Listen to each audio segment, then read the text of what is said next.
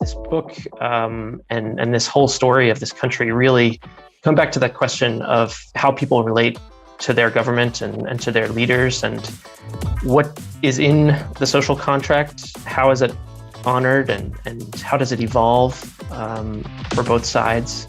And that's something that I have tried to explore really directly with this book. And I think it's something that people, whether they're interested in Algeria specifically or just interested in kind of history and human society, I think it's something that we can all learn a little bit from.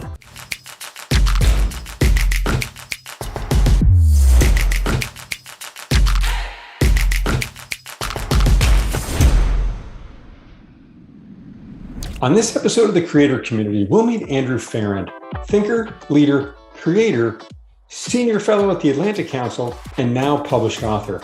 We'll follow Andrew's journey from growing up in Maryland to living in Algeria for 7 years to hosting a reality TV show there for entrepreneurs. We'll also learn much about this geographically massive country and how we have much more in common in the West with the youth of Algeria than we might ever imagine.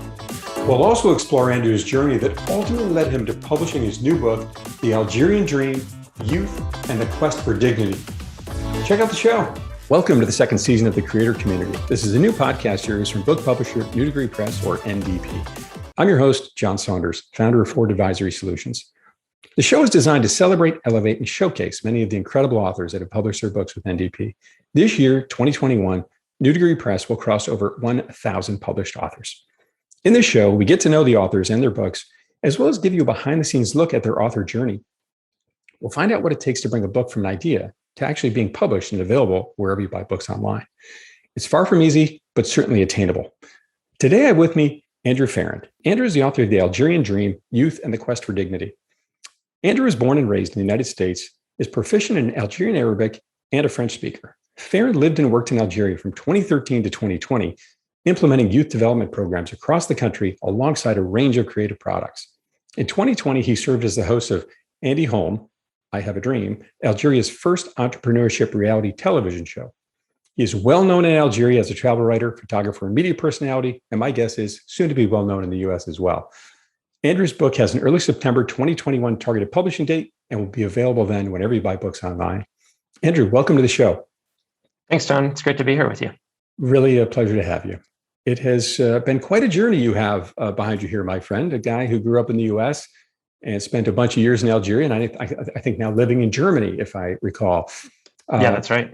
Can we start off with maybe just a little bit about your background and your journey, and how did you navigate to where you are, Andrew? Sure. Yeah, it's a bit of an unusual story. So I am from Baltimore, Maryland, and I went to school at Georgetown University in Washington, D.C., well known for international relations, and that's what I studied, along with a number of languages. Got very interested in the Middle East and North Africa, and was able to start traveling pretty young in my life. So I was lucky to get to explore some places in that region. And then in 2013, I had the opportunity to move to Algeria for my work in international development, and I did not hesitate. I took the chance, shipped off, and had an amazing experience there that I am really excited to be bringing to wider audiences around the world now today. That's awesome. And what was it about Algeria that you thought would be interesting? Yeah, it's a really unusual place in many ways that is culturally very vibrant, but very different from the United States. At the same time, I felt such a connection with people there in many ways, perhaps unexpectedly, but there were so many things that I felt like we had in common. And that's a big theme of the book in many ways, is just how many things I think are surprisingly similar between people on different sides of the world. But I was very attracted to the culture. It's a beautiful country as well. So I had a great time when I was there exploring and just getting to meet people and getting to hear their stories. You've got quite a Instagram page I've looked at with a bunch of fantastic photos of the country. It looks absolutely gorgeous. Yeah, I spent a lot of time when I was there doing photography, and that was pretty fun just to get to share images of a place that most people in the outside world haven't seen and don't really know anything about. So it was fun to get to share those images with the outside world. So maybe that would be an interesting point to think about sharing with the audience. Where is Algeria for those that may not know, and what else can you tell us about it? Sure. It's not a place you hear about a lot, so happy to give a little bit more detail. And maybe now's a good time for us to throw this map up on the screen. I actually got a very talented young Algerian illustrator named Amina Wafa Barais to put this map together for me for my book. It's in the opening pages of the book and gives you a little sense of where we are talking about in the world. So as you can see, Algeria borders Morocco and Tunisia, places that people have perhaps heard a little bit more about in North Africa. And they are a bit more known as tourist destinations. But Algeria, right in between them, is much larger and has a tremendous amount of resources and beautiful sites, a really long Mediterranean coastline, and a huge part of the Sahara Desert is also within Algeria, extending all the way down to the borders of Mali and Niger and sub-Saharan Africa. So Algeria is actually the largest country on the African continent, and it's the 10th largest country in the world. But as I mentioned, it's not a place that most people hear about very often for a lot of reasons, but a big place and a fascinating one to explore. That's incredible. So you took dare I say, a conventional path, if you will, to finding your way to Algeria, studying international relations, having some exposure to North Africa, finding the opportunity to go there. And I find it interesting that you found this connection with the people. Maybe that, what are the people like? What was that kind of connection that you found there? Yeah, it's a tough question to answer because they're actually in such a big place. There's a wide variety, and there's an incredible diversity of people. But I think that there's a few things that really knit them together. There's a really strong degree of patriotism in Algeria. People are incredibly proud to be Algerian and feel a very strong connection to their country often. They also are very, I would say, just a very dynamic people. And there's a really strong entrepreneurial spirit, a really strong spirit of just getting things done and finding your own solutions. And so Algerians are very resourceful as well. And I just think that they had a lot to share with me and with the outside world. So that was what I found so fascinating when I was there during those years. Patriotic country that has tremendous amount of oceanfront property on it, big oil exporting country. Yep. Why don't we hear more about Algeria? Why is it such a mystery to so much of the world, do you think? Well, Algeria is a place that had a very troubled history and a lot of, I would say, a lot of difficulties with the outside world for a long period, specifically the colonial period. Algeria was a French colony for about 130 years. And so that experience was incredibly destructive and incredibly disruptive to a lot of the social traditions that were there. So Algeria came out of that experience in the early 1960s with a really deep sort of trauma. And they, I think since then, have really tried to focus on self-sufficiency and turned inward a little bit politically. So that's a big part of the reason why the government isn't out there trying to sell itself, trying to invite tourists the way that some of its neighbors are. So as a result, many of us in the US and other places don't really hear very much about it. But at the same time, it's a place that sometimes crops up in the news, as it did in 2019 most recently. And it's a place that's really dynamic and has a lot to share with the world. But sometimes it takes a little work to get in there and really learn to understand it. Well, we heard a little bit about what makes the country special. It's a beautiful place. It's on the ocean. They've got this beautiful entrepreneurship spirit. How did the Arab Spring impact Algeria and the region over there? Yeah, that's a great question. The Arab Spring 10 years ago was obviously a huge event for the region. Started in neighboring Tunisia and went across the whole region with a lot of very positive and very negative repercussions, but it really changed everywhere it touched. And one of the funny things is that it didn't really touch Algeria in the same way as many other countries nearby. And that's part of the story of Algeria just being on a different historical trajectory than many of its neighbors. And in fact, you had a lot of the same challenges and frustrations in Algeria, but they had bubbled up in earlier periods. And in this case, they bubbled up a little bit later. So during the time that I was there, I saw frustration sort of building around difficulties in daily life, around difficulties with government services. And Algeria experienced a sort of mini revolution in 2019, mass street protests that led to a change in government and for a period really seemed to challenge this relationship between citizens and their leaders across the entire country. Wow. So there was a bit of an uprising, right? People were trying to understand what was going on. There was this overhang of this trauma from the 60s of decolonization, as you said. And, you think about trauma for individuals, but I don't know if I've ever thought about it on a country level. That's a fascinating perspective to me. And now you see this. It's a really big factor there in Algeria dating back to the 60s. And the other thing that I didn't mention is that the country had a civil war in the 1990s that was incredibly destructive as well. And so you have, in some ways, multiple layers of trauma and this very dark past to the country that nobody is interested in returning to. So this was also a factor in why the country did not follow the same trajectory during the Arab Spring as many of its neighbors. But today we have a country that is extremely young. And this is a huge factor in Algeria and in the events that are happening there today.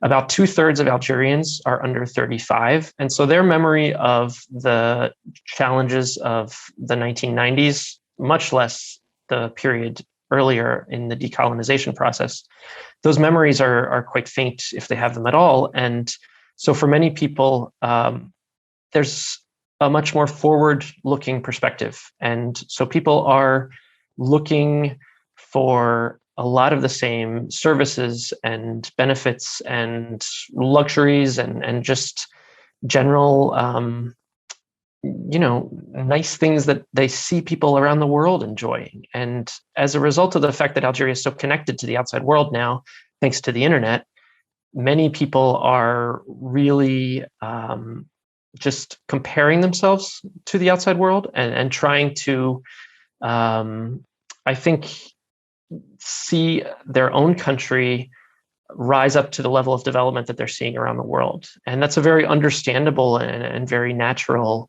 feeling for people to have. But of course, if you're in a different environment where the government perhaps is not as responsive to your concerns, this can get quite frustrating. And so Algeria does have some of the same dynamics of the countries around it, but sometimes on a different schedule. And so it's been interesting to watch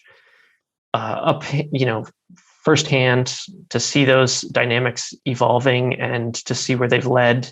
I was lucky to be in Algeria in 2019 to observe this uprising firsthand and to talk with many of my young Algerian friends about what they were feeling and why they were going out into the streets. And a lot of those conversations are what I tried to channel in this book.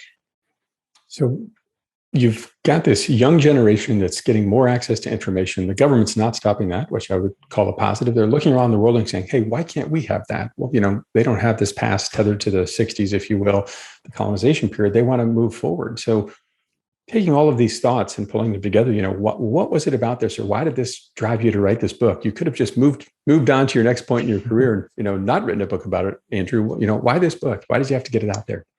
Yeah, I really felt an obligation almost to write this book after having spent so much time getting to know a country that has very few foreigners in it and very few, especially English speakers, who write about and focus on this country. It felt like a great opportunity in the sense that there was kind of a gap in the market, but it also felt, like I said, like an obligation to share what I had learned with the outside world. And so that's what I was trying to do with this book is to really share some information about a place that people don't hear about very often. And what was it about Algeria in particular? Let's get into the book a little bit. What is the book about? What is that story that you want to get out there and tell? Sure. Well, let's start with the title. The book is called The Algerian Dream, and it's called that for a reason. You and I grew up in the United States knowing this phrase, the American dream, this idea that we can work hard and maybe struggle a bit, but we're going to get ahead. We're probably going to live a better life than our parents lived, and then maybe our kids will be able to live a better life than us. And there's a lot of details and facets and complications to that, but that idea is really something that's very central to our national identity as Americans. And it's also something that we talk about with people around the world, and that people around the world also have in mind when they think about the United States, whatever they think of the country or of that idea. It's something that everybody kind of has in mind. And what I wanted to do with this book was to understand what the Algerian dream was. And it was a question that I had been posing to myself all throughout my years there, was what's kind of the Algerian equivalent of that idea? What are people chasing in the country? And through my time there, and then through the process of reflecting on it as I wrote this book, I came up with a list of 8 key pillars that I think are central to what Algerians are looking for in their lives. And these are key pillars that you found largely in the younger generations that you were doing work with. Is that right? Yeah, there are things that I think exist among every generation there, but the younger generation just has this very particular perspective on the world, given that they've grown up in an age of satellite television and now the internet. They really have a different view on the world, still very connected to their traditions and still very much Algerian, but with a little bit of a different flavor to it. And so in the book, I tried to explore some of these different themes, and there's a wide range. It's how they view politics. It's how they view the country's economy and their place and their ability to get a job or start a business. And also touching on other elements like their sense of identity and how they connect with their country and their community, as well as how they spend their free time, all sorts of things around their lives, their communities, their homes. So it's a book that covers a wide range of topics. And that's perhaps not a surprise, given that it's a big country and this is a complicated place to write about and a complicated set of issues. Complicated country with certainly a challenging history, not unlike other countries. But you focus around the youth of Algeria, right? And that's what the focus of the book is on. You talked about these 8 concepts, 8 pillars. What are some of the dreams you saw and heard about when you were over there? Yeah, I think there's a lot to talk about in many of these areas, but just to give a couple of examples, you mentioned in the introduction, I was able to, I had the opportunity when I was in Algeria to be the host of a television show that was focused on entrepreneurship. So this was one particular area that I spent a lot of time looking at. And during that show, I was working with these 60 young Algerian entrepreneurs who came to the show with an idea, and we put them through lots of challenges and gave them lots of coaching to kind of see who would emerge on top. But really, it was about giving them all exposure. And that was one of the biggest challenges that many young Algerians face is they're unknown. They face a huge amount of red tape in trying to launch a business. And the government, in many ways, makes the task of entrepreneurship, which is hard in any country, even harder in Algeria. So that show was about trying to give them a leg up by giving them a little bit of exposure. But that's just one area where there is a clear kind of desire among young people to succeed in their project, to launch their business, but the economic and social and particularly bureaucratic obstacles are really great. So I spent a lot of time with many young Algerians talking about their business dreams in the course of that show and before and after it. And I found that they had incredible ideas. People also have incredible energy. There is so much talent in a country this big. And it's unfortunate that so many of them face such serious obstacles, but there are some success stories occasionally. So, that was one area that I dug into quite a bit and that I detail in the book as well. This concept of entrepreneurship, wanting to create their own path. Unfortunately, the hurdle that the government puts in front of them sounds like a challenging one. Is there maybe a success story you could share where they were able to overcome the red tape and bureaucracy and get an idea off the ground? Yeah, there are definitely some success stories, and I think I could, I have a couple in mind. Among the contestants of that show, there's also a number of friends of mine who have launched businesses in Algeria. So lots of examples to draw on. I think ultimately what is the really difficult part is that so many of these businesses, if they do manage to get it off the ground, it's really hard to sustain it. It's a very competitive environment. It's sometimes a corrupt environment, so a really difficult place to keep a business alive. So I know people in food service, I know people in communications, all different areas. But it's a real struggle in this environment to just sustain your venture. And this is the case in entrepreneurship, but this is the case in many other aspects of life. And these are the sources really of the frustration that drove people into the streets in 2019 is how come I'm working so hard and I'm doing everything I have to be doing and it's still not working out. And I can see that it's working out for people in other countries. My friends in Europe, my friends in Tunisia next door, my friends in North America, they're able to succeed and I'm not. It just doesn't seem fair. Are they seeing, given that, are they starting to see, maybe it's been happening, an immigration pattern of people moving out? Definitely. There's a huge Algerian diaspora around the world, some incredibly talented people who unfortunately are not able or willing to, given the circumstances in their home country, to pour those talents back into Algeria. And I think that's quite unfortunate when you do look at that incredible pool of human resources they have. To see so much of it going abroad is a real shame. But it is an incredibly talented population. You have Algerians in Silicon Valley, you have Algerians at NASA, you have Algerians all across the world doing incredible things in business for their communities. And many of them wish they could be doing it back in Algeria. Quite a few Algerians around the world who have dreams of going back home and starting a business, starting a new venture, contributing to their home country. But if you feel like you can't speak your mind freely, if you feel like you're not going to be able to get that business off the ground, it's not a very exciting proposition right now to head home. And I think this is something that Algeria is going to struggle with in the long term is how do you get the conditions right so that people want to return and build their lives and their future in their home country?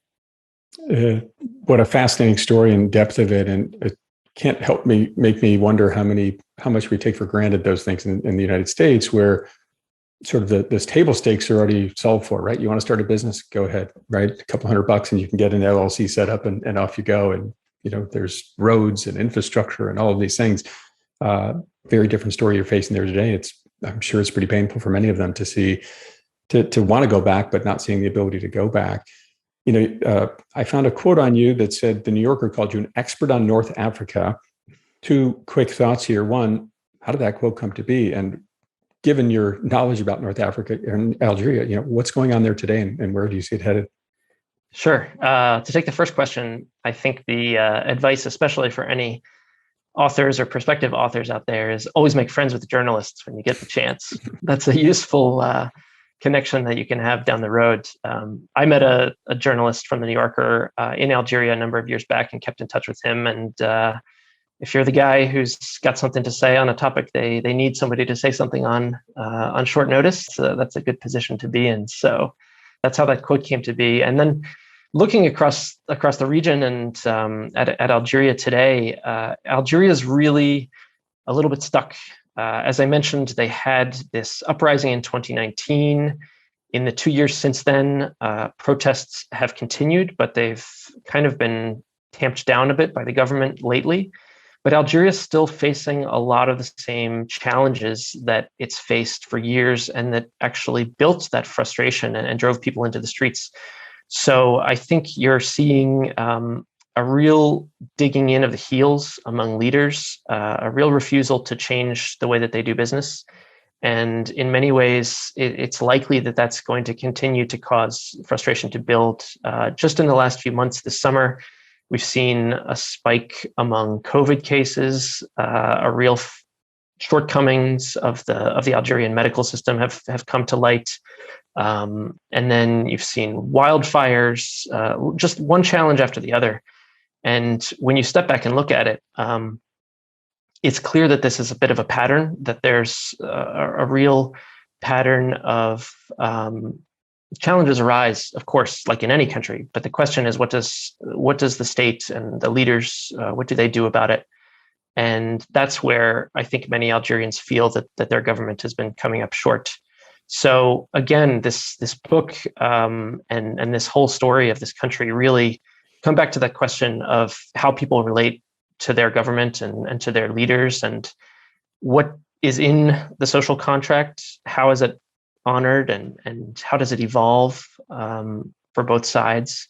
And that's something that I have tried to explore really directly with this book. And I think it's something that people, whether they're interested in Algeria specifically or just interested in kind of history and human society, I think it's something that we can all learn a little bit from. Sounds like an incredible story of history, of people that want to get ahead, of people that have dreams and goals, but are finding a struggle to get there. In this case, more struggles than we certainly see in the Western world. Unbelievable. I really find the story fascinating. When you think about your author journey for a moment, Andrew, just going through this whole process of, gosh, I had this idea. I guess it sounds like it was about 7 years in the making. It was. What would you say would be an unexpected positive you found in going through this journey and writing your book? I think it was a real struggle in many ways to write the book. I think, like many authors, I only discovered once I was in the process, just what I had gotten myself into. It's a huge project to write a book, and to write a book about a topic this large was particularly challenging, even though I felt like I knew it very well and had a lot of exposure and had a lot of notes, had a lot to work with. It was a real challenge to figure out how to convert that into a book.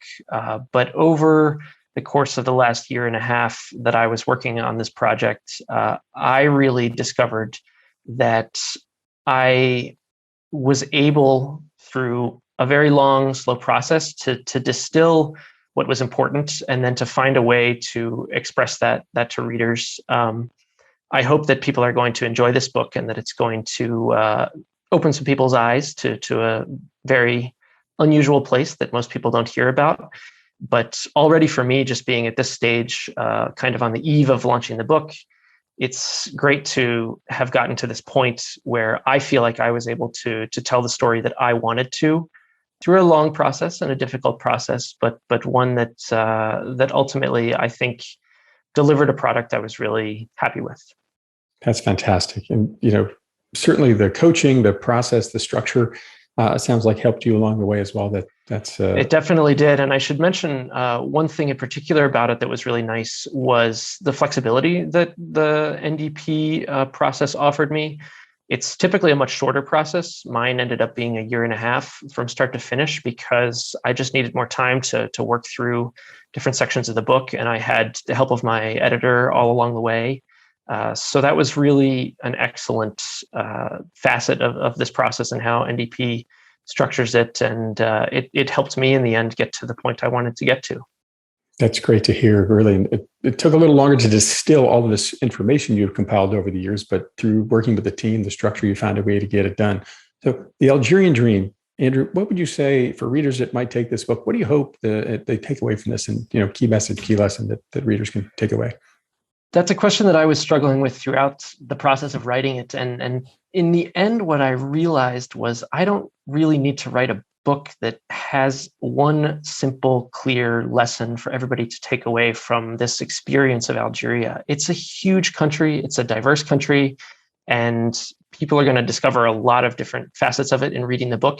And I think everybody's going to take away from it what they want to take away from it. And in the end, I'm very comfortable with that it doesn't have a clear thesis of this is what you must think about Algeria at the end. It's not really that kind of story. It's a bit more open-ended. And I think that in many ways that might make it more valuable to readers who want to draw their own conclusions. To me, I'm getting the sense of this is not necessarily, it's certainly focused on Algeria, but it's really a human story. What do we want out of our lives? We all want to have a dream, to be able to fulfill, to aim for something, to have hope. And it sounds like you captured that brilliantly here, Andrew. What a beautiful story. So great to learn about it. If people want to learn more about you and the Algerian Dream, where might they go to do that? Sure. So I have a blog online that became a bit of a hit among Algerians when I was there. My writing about the country started to become popular. This is what really gave me the idea initially to write this book many years ago.